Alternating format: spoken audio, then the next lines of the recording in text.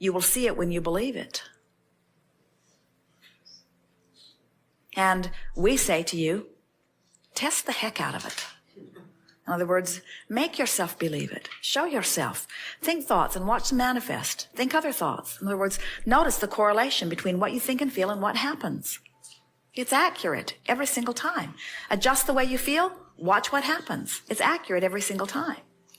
But what's tricky about this is, and we keep coming back around to this here today, it's wonderful awareness, is that if I stand here and I want to be over there and I say I'm willing to do anything it takes to get over there, I've got a resistance within my vibration because of my inherent dissatisfaction with where I am.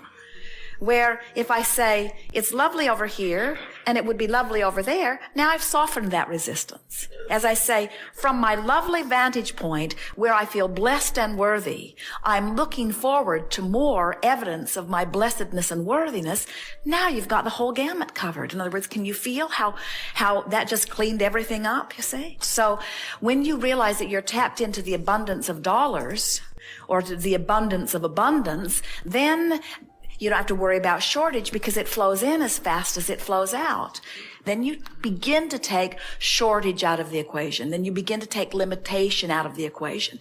Then you begin to expect somehow, some way, whatever you want to manifest. And that's when the distance between your dream and the realization of it becomes infinitesimal. And that's when you say, well, it's like magic. And we say, it isn't magic. It's normal. You're wanting to see universal forces. Call it God, call it inner being, call it universal forces, call it source energy, call it this energy stream of well-being, call it whatever resonates well with you when you name it. But try to accept that it will always provide for you. In other words, if you could resist the temptation to explain how far you've come. Now, we know there is some sense of satisfaction in that because especially if you're here and you want to be someplace different, sometimes it is satisfying to say, well, look how far I've come. That gives me expectation that I can still go further. Yeah. And that's wonderful. We want to hear. But if you get too heavy-handed in explaining where you've been, then that's why you say it feels like it's two different personalities. And it is two different personalities. There's the connected you and the disconnected you. Those are too strong of words because you're never disconnected, but there's the more allowing of who you are you, and there's the less allowing of who you are you see. And you get so that you can feel which drum you're beating. And that's why it's an emotional journey. How I feel is everything, and what I do is inconsequential. But how I feel about what I do is everything, but what I do does not make any real difference. And we want to guide you to that. But how about this? This is a different tact. How about everything that I think that I need to do is all in order to propel me to some place that when I get there, I think I will be happier.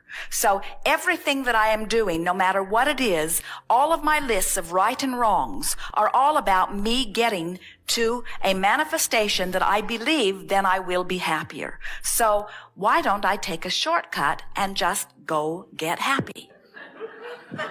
And once I get to that happy place and test it, we encourage you to test this. This is not a theory that we are practicing for the first time on humans.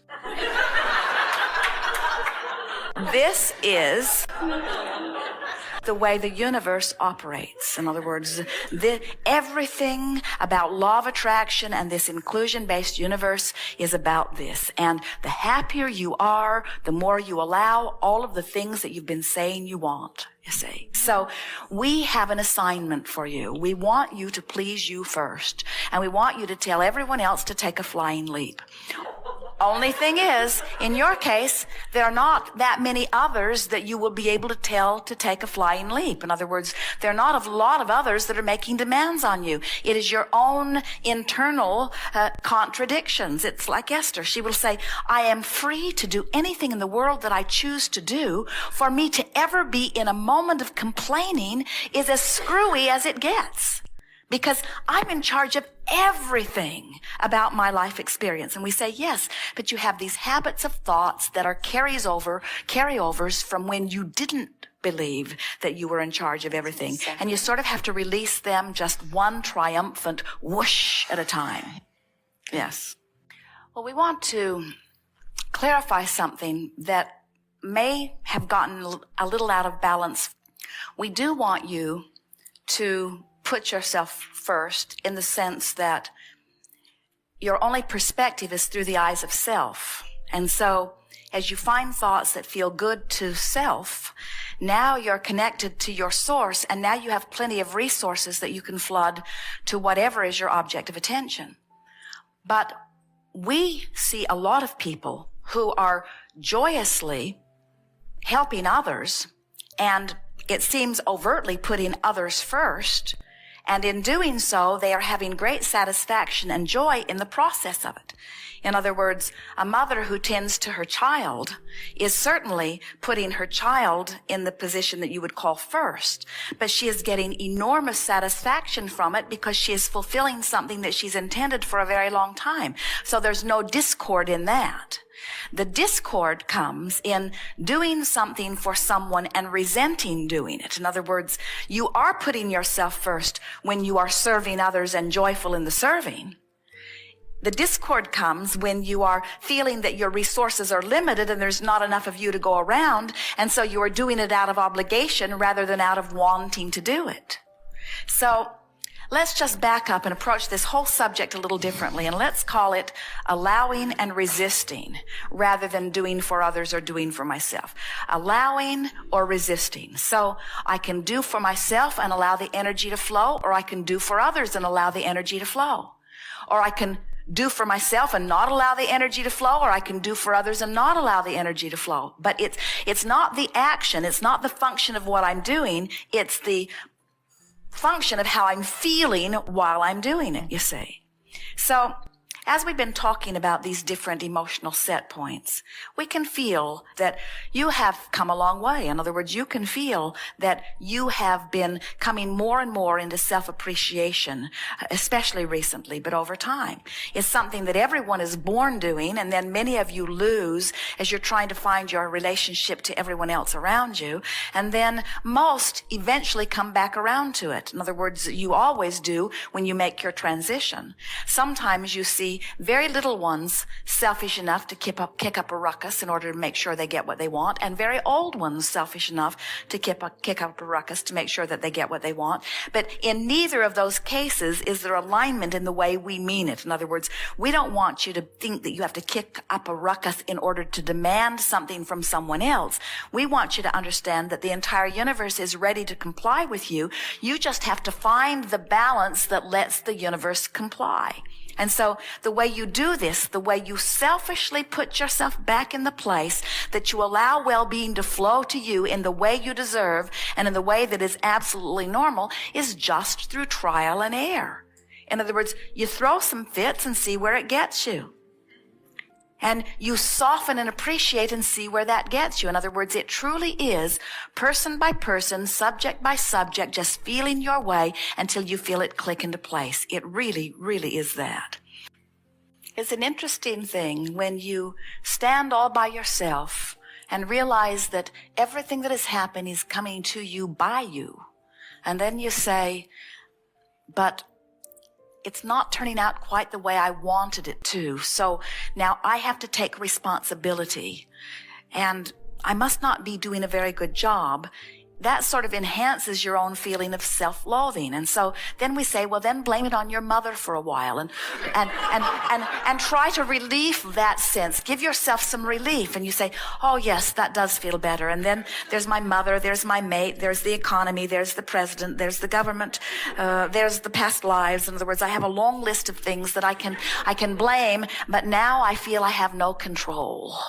And so we say, all right, regain control, take total responsibility for what's happened to you. You are in charge. And you say, oh, that feels so good for about a minute. And then you start the self-loathing all over again. In other words, but somewhere in that process, you will bring yourself vibrationally back into alignment of trusting in the goodness that really is you. Yes. And this is our way of saying to you that it's not a straight and narrow path that you must make your way to. In other words, when you achieve vibrational alignment with your well-being, around every corner is a potential satisfying of something that you want. Literally. And the reason that the universe is able to do that is because there are so many players. There is so much data. There is so much interaction. There has been so much already expansion.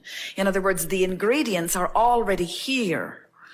And so it is, another way we like to say it is when you ask for something, say you're asking for a relationship, immediately, at least 100 avenues to lead you directly to what your heart's desire would feel satisfied having are before you instantly.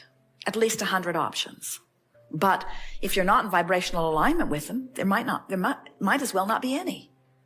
In other words, it's like your friend saying, oh, I heard the most beautiful music being played from my radio all morning long.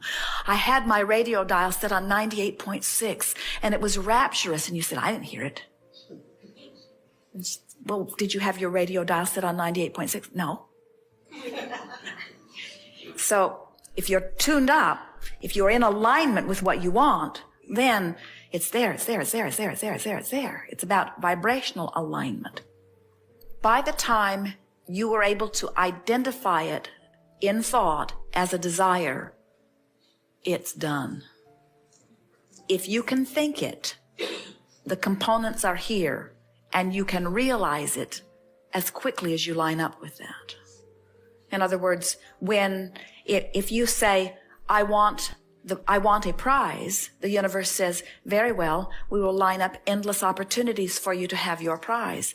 And when you say, but there is only one prize, the universe says, very well, we will make it very difficult for you. And when you say, there is only one prize and I think that person will get it, the universe says, very well, it will not be yours. In other words, your thoughts happen. But when you say, there is no shortage of prizes, the universe says, then pluck from those that please you. They are everywhere around you. When you say, but I am the only worthy one and no one else is worthy, the universe says, well, depends upon how they feel about them, not how you feel about them. In other words, your every thought affects your vibration, but that's all that affects your vibration. And your vibration is the only thing that ever affects your outcome. In other words, because every time you launch a preference, the universe has gone to work on fulfilling your preference and has taken great satisfaction in doing so. In other words, all of your future worlds have been envisioned and enjoyed by all that is non-physical. That's why it's in escrow, ready for you to let it into your experience, you see.